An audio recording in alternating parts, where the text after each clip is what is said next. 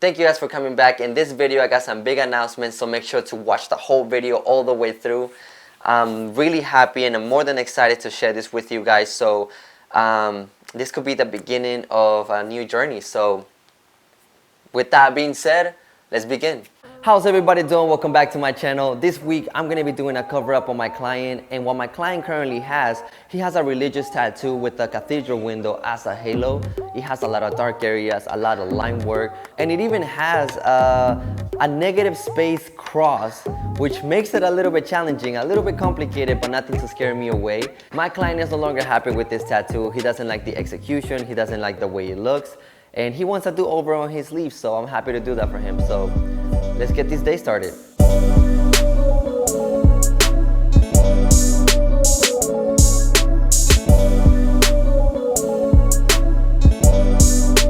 So this is what we got going on. It's not okay. It's not ugly. It's not an ugly tattoo. How long have you had this tattoo for? It's been like a year and a couple months. A year and a couple months. Oh, so this is recent. Yeah. Was it done at a shop or? No, that was when the shops were closed. There were a lot of artists were just tattooing from their homes. Well, some would. You snitching right now, bro? You going? I might be. You snitching, bro? No, so you got it done at a house. Yeah. Okay. Did you knew the artist? Yeah, my brother had been going to him for a while. Oh, okay. But he works at a shop, right? Yeah, he works at a shop. He just wasn't last year because of the whole COVID stuff. Oh, dang. Yeah. I mean, I tattooed at home too. I can't even lie.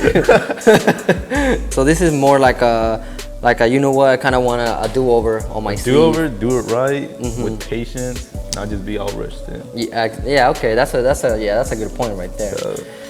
So right now I ended up printing out the stencil, a pretty good size. It's gonna go over the ditch here, probably gonna come over here. I didn't want to go small, to be honest, because this is a cover up and I need space to really put in those details. I don't like doing a whole, marking it with Sharpie and stuff like that. I just kind of eyeball it. For everybody who watches my videos, you guys know that I just put on the stencil. All right, so I'm gonna base it off. The chin here is gonna land right here, and then the nose has to land on the cheek of the statue. The reason why is because the nose is the lightest part of the tattoo, so I need that to stand out to make it look three-dimensional. So the jaw here of the statue is gonna help me to create that three-dimensional look on the nose. Okay, just go for it, boom.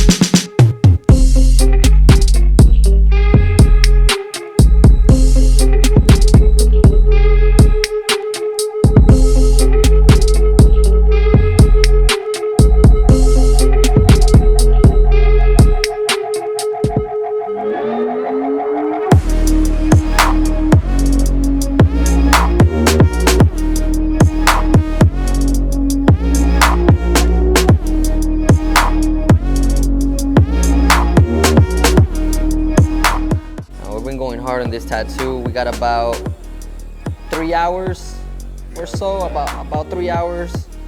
And we got pretty far. There's a lot of texture, so I'm really comfortable with texture, so I'm able to move a little bit faster. So I was kind of thinking about what should I talk about in this video. And I think this is a very important topic, and it is, how do you know you got the right tone when you're doing a cover-up? And I think that sometimes, or people who don't really specialize in cover-ups, and they're doing it for the first time or the first couple times, they think that if they keep packing the same tone, eventually it's gonna cover it up, and that's not the case.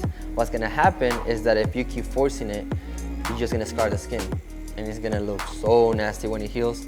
All right, so the way I'm gonna start with my medium tone, and right now I am using, I believe, 30% black and 70% white.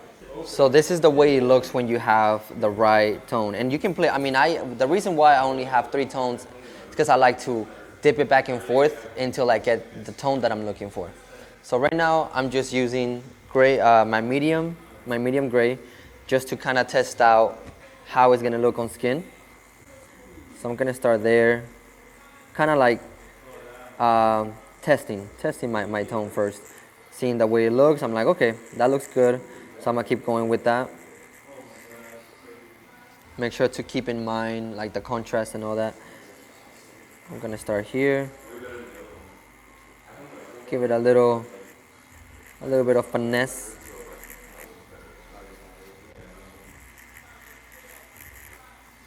So since this is very light, I'm gonna take advantage of that little corner and dip it in my lightest gray.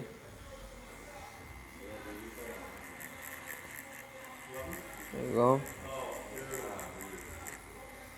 There you go. I'm back to my medium and start messing around with this area.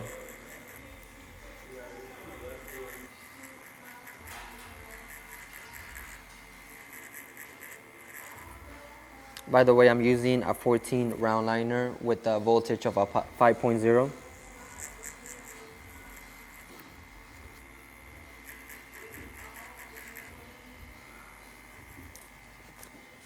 There you go, see that? Ooh, now it's getting lighter. So I'm gonna keep going with my dipping it into my lightest gray just to mess around with how bright I can get this to look. Back to my medium gray, start packing it and start creating that shape of this lip or the outside of the lip. Nice. And this is where it's gonna get tricky right here. You see that because there's a straight line going through the face, dark, and it goes from dark to light, and same thing on this side. So we have to make sure that we have the same tone, and we gotta be precise with how dark it is. First thing is first, I do wanna add texture, and I'm gonna dip it in my solid black. And I'm gonna make sure to get that line to disappear because it's so sharp that if I put any tone through that, it's gonna go right through it. So kind of mess around with the texture here, make that line disappear.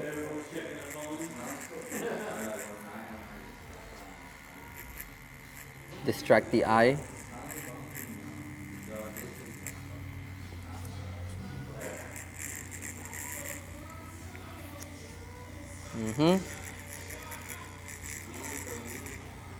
I'm gonna go straight to my lightest gray and start going in between the texture right there.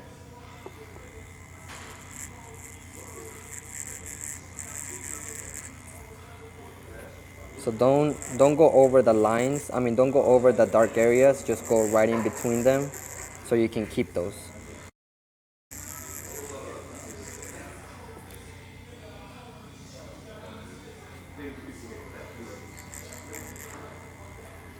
If you start applying a specific tone and you can see the line right through it, stop and start mixing back and forth because that is not the tone, that is not the right tone. So that as soon as you start packing it in and you can still see the tattoo on the bottom, reconsider your setup because, you know, by forcing it, you're just gonna scar the skin, you're gonna damage the skin, and nothing's gonna happen. So I'm gonna give you guys like a quick demonstration of how it shouldn't look. So I'm gonna go with my lightest gray, this line right here. So if you go in with your lightest gray, you start packing it in, and you see that? You can still see right through it. And that is because this is too light. This tone that I'm using is not the right tone for this area. Mix it up, go a little bit darker, and make sure that you can see the line. Like if it takes you more than 2 layers to try to cover that up, you don't have the right tone. And wasabi. And then one last thing, what happened? Okay, anyways. Stop talking, fool. Get to work, my guy.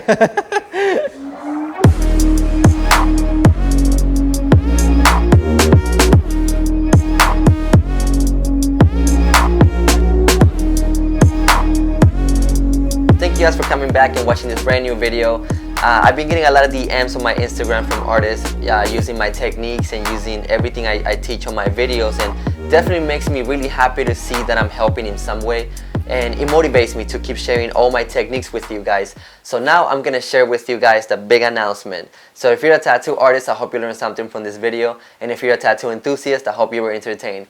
Thank you guys for watching. I'll see you guys next week. Peace. If you're a tattoo artist and you want to learn how to do cover-ups and use true grays, then come to my upcoming seminar here in Phoenix, Arizona.